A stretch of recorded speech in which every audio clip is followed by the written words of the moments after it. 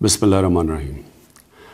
मेरे पाकिस्तानियों, कल से जो सिचुएशन बनता जा रहा है, कल सुबह से मैं ये चाहता था कि मैं आपको इत्मीनान में लूँ इस चीज़ के। देखें, हमने पुलवामा के बाद हिंदुस्तान को पूरी ऑफ़र की कि किसी किस्म की वो इन्वेस्टिगेशन चाहते हैं, हम उसके लिए तैयार हैं। पुलवामा में उनकी कैजुअल्टीज़ हुई और मुझे पता है कि लोगों को, उनके लवाहिकीन को कैसी तकलीफ़ पहुंची होगी, क्योंकि यहाँ 10 साल से कुछ 70,000 कैजुअल्टीज़ हुई हैं और मैं 10 साल से कितने अस्पतालों में गया हूँ और जिधर मैंने लोगों को देखा है, बम ब्लास्ट विक्टिम्स जिनके बाजू नहीं हैं, टांगें नहीं हैं, चल नहीं सकते, आंखें नहीं हैं। इससे मुझे पता है कि एक तो जो इस दुनिया से चले गए और दूसरा जो कि इंजर्ड हुए उनके ऊपर और उनके घर वालों पे क्या गुजर रही है। इसलिए हमने सीधा हिंदुस्तान को ऑफ़र किया कि किसी तरह की भी आप इन्वेस्टिगेशन चाहते हैं, अगर उसमें कोई भी पाकिस्तानी मुलव्वस है तो पाकिस्तान पूरी तरह तावन करने के लिए आपसे तैयार है। हमने ये इसलिए कहा कि ये पाकिस्तान के इंटरेस्ट में नहीं है कि हमारी ज़मीन इस्तेमाल की जाए कहीं भी दुनिया में बाहर दहशतगर्दी करने पे, और ना ही बाहर से कोई पाकिस्तान की ज़मीन इस्तेमाल करे।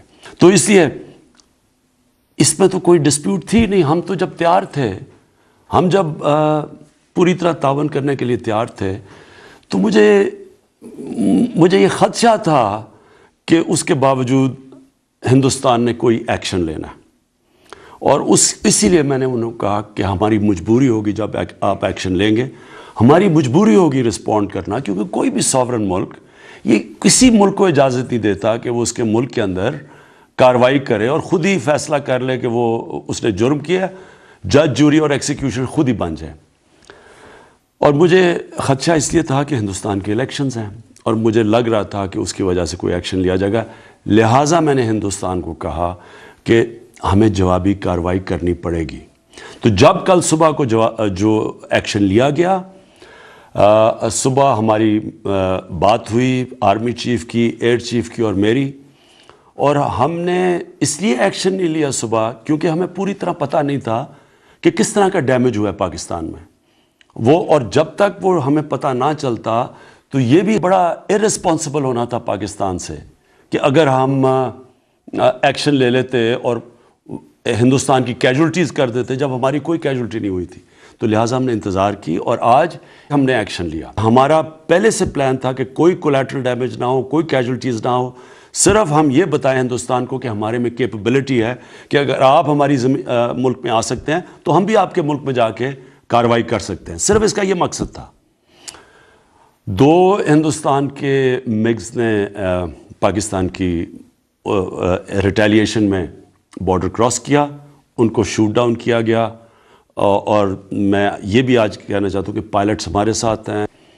अब मसला ये है कि अब हम इधर से किधर जाते हैं, ये बहुत ज़रूरी है। मैं अब हिंदुस्तान से मुखातिब हूँ। ये बहुत ज़रूरी है कि यहाँ हम थोड़ी सी अक्ल और हिकमत इस्तेमाल करें। जितनी भी दुनिया में जंगें हुई हैं बड़ी बड़ी, सारी जंगों में मिसकैलकुलेशन हुई है। किसी ने भी ये नहीं सोचा था कि जो जंग शुरू कर रहे थे कि वो जंग किधर जाएंगी। फर्स्ट वर्ल्ड वॉर महीनों में ख़त्म होनी थी, वो 6 साल लग गए। सेकेंड वर्ल्ड वॉर में एक ऐसा वक्त आया, हिटलर ने सोचा कि मैं रूस को फ़तह कर लूँ। उसने यही नहीं सोचा था कि रूस की सर्दियों तक शायद डिले हो जाए और उसकी तबाही हुई वहाँ। उसी तरह वॉर ऑन टेरर में क्या अमेरिका ने सोचा था कि 17 साल तक वो अफ़गानिस्तान में फंसे रहेंगे। वियतनाम वॉर, क्या सोचा था अमेरिका ने कि वो वियतनाम वॉर इतनी दूर जाएगी। इसलिए ये दुनिया की तारीख़ हमें बताती है कि जंगों में मिसकैलकुलेशन होती है।